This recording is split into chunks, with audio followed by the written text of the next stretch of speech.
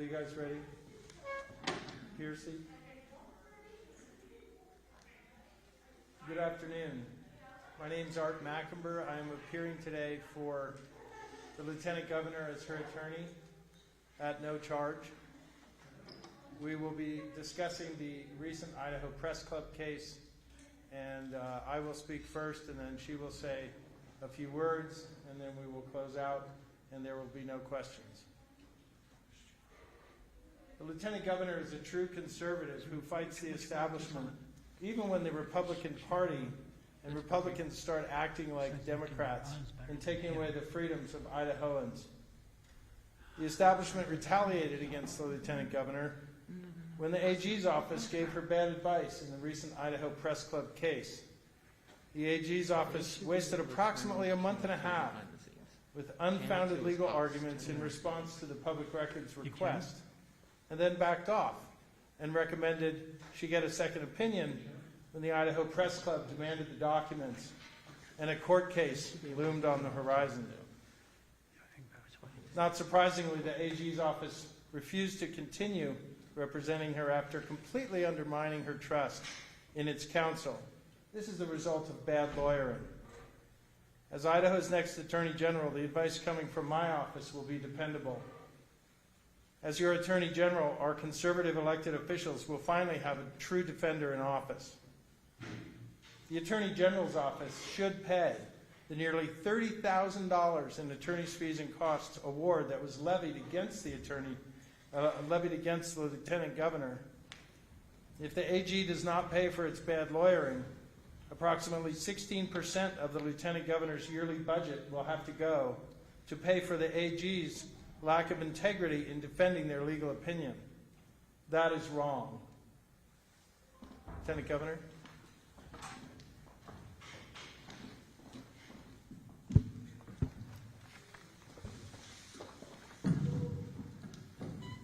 Thank you, Art, and good afternoon, everyone. I wish to thank the administration at Ammon Elementary School for allowing us to be here today. And I think the background of our press conference being here today is appropriate because of the subject that is at hand with the task force which I assembled earlier. I appreciate you all being here today. I thought it prudent to get a few things clarified regarding my litigation with the Idaho Press Club. The first being, we are here for one reason. I was trying to protect parents, teachers, and students who were blowing the whistle at some of the things that were happening in their communities. Whistleblowers should be protected. It is essential for Idahoans to feel safe communicating with their elected officials. Over the last 5 years, the press has doxxed and publicly shamed private individuals. People have had their lives upended because the media decided to shame them. My goal was never to withhold public comments from the press, but to protect Idahoans from the media. My solution was to provide you, the media, with the comments, but to redact identities and personal information about the commenter. Our communication with the Attorney General's office began on April 26th, and we acted on their advice through June 6th. However, on June 7th, the Attorney General's office notified us that they would no longer defend their position because of the composition of the task force, which had been publicly known for more than 1 month. And I have the email right here in my hand to indicate that.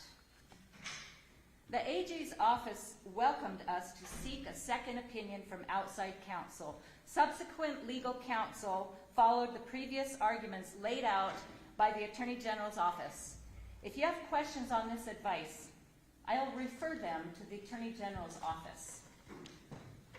It's also essential to correct the blatant lies and attacks by some in the media. 4 points here I'm going to make. First point is that the characterization of me being in contempt of court are factually inaccurate. No judge ever ordered me in contempt. Many publications, however, framed me as being in contempt. This includes the Lewiston Tribune, KTVB, East Idaho News, the Idaho Statesman, Associated Press, among others. Secondly, Brian Clark, who writes for the Idaho Statesman,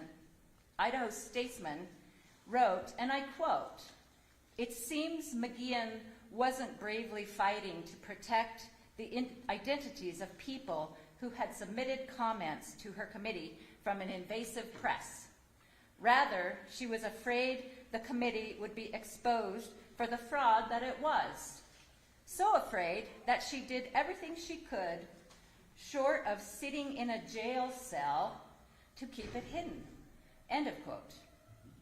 What a disgraceful way for a member of the media to refer to Idaho citizens who willingly served on the task force at their own expense because they were greatly concerned about what was happening in our state. This statement is patently false. I was more than willing to provide the comments with names redacted, which were provided to the Foundation for Individual Rights in Education on July 27, 2021. Third, the Idaho Statesman reporter, Nicole Blanchard, came up with one of the most erroneous lies, stating, and again I quote, "The task force is operating in secrecy, formulating public policy outside the public view." End of quote. I will remind you that all our task force meetings were open to the public. They were also broadcast live on Idaho Public Television.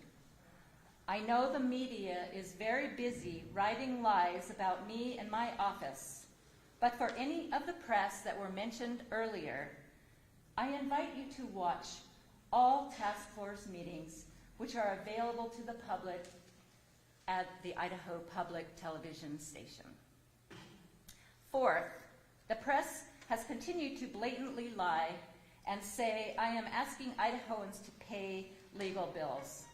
As a constitutional officer, I have a budget appropriated by the legislature. As you may be aware, my office is incredibly lean.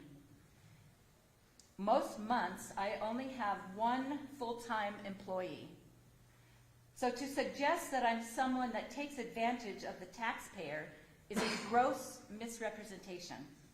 Not only has the judge ordered the release of constituents' identities and personal information, the judge has also ordered that my office pay the legal fees of the Idaho Press Club. We could spend all day going over the media's misrepresentations of myself, my office, and my task force. However, we'll end my corrections here.